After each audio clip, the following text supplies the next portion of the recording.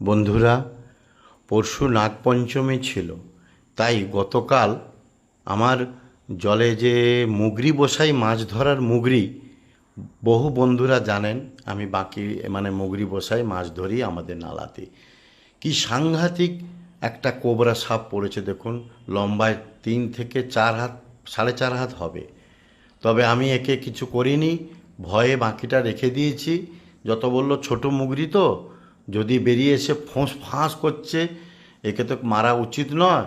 এ আমাদের যেমন মানুষের জীবন নেয় প্রাণীর, তেমন জীবনও দান করে এরা। এদের বিষে কি বলে ক্যান্সারের কেমো ইঞ্জেকশন তৈরি হয়, এটা আমার জানা। আচ্ছা দেখুন, এটা আমি লোককে ডাকতে গেছি, পাঠিয়েছি, সে একজন এসে সাপ ফাপগুলো ধরে ছেড়ে দেয়। তো ফাঁকে গিয়ে এইটাকে ছেড়ে দিয়ে এসছে। আর এক দিক দিয়ে আর একটা বাকি মুগরিতে দেখুন কি পড়েছে। এটা আমরা জানি, এটা বারোয়া মাছ বলে। বারোয়া মাছ মানে যেটা অনেকে বলে কুচো মাছ, এটা নাকি খায়।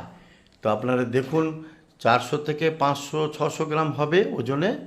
এটা রেখেছি, যদি কেউ খায় নিয়ে যায়। ও যাদের অসুখ হয়, অর্শ রোগ, তারা কিন্তু এইটাতে খায়।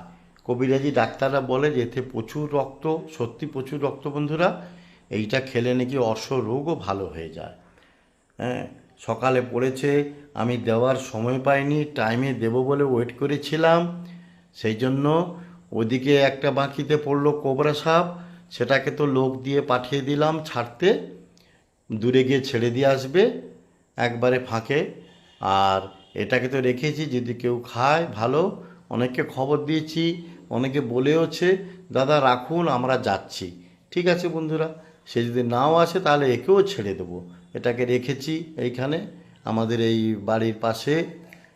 দেখুন বন্ধুরা, বর্ষাকালে সবাই একটু চেষ্টা করবেন ঝোপঝাড় পরিষ্কার করে কেটে দিতে। ফুল গাছ থাকলেও নিচ থেকে পরিষ্কার করবেন। আমিও যেমন আমার বাগানে করেছি এইভাবে। নিচগুলো পরিষ্কার রাখবেন গাছের গোড়ায়, কেন নিচেই এসে বসে থাকে, বোঝা যায় না। হ্যাঁ, দরকার হলে ঘরের চারধারে কার্বলিক অ্যাসিড পাওয়া যায় মেডিসিন দোকানে। ছোট্ট ছোট্ট কাঁচের বোতলে কার্বলিক অ্যাসিড রেখে, কাঁচের বোতলে মুখটা একটু ধপড়া সূঁচ দিয়ে ফুটো করে দেবেন। দিলে দেখবেন এ 1 কিলোমিটার দূরে থাকলেও এর গ্যাসে আসবে না কোনো সাপ জাতীয় জিনিস।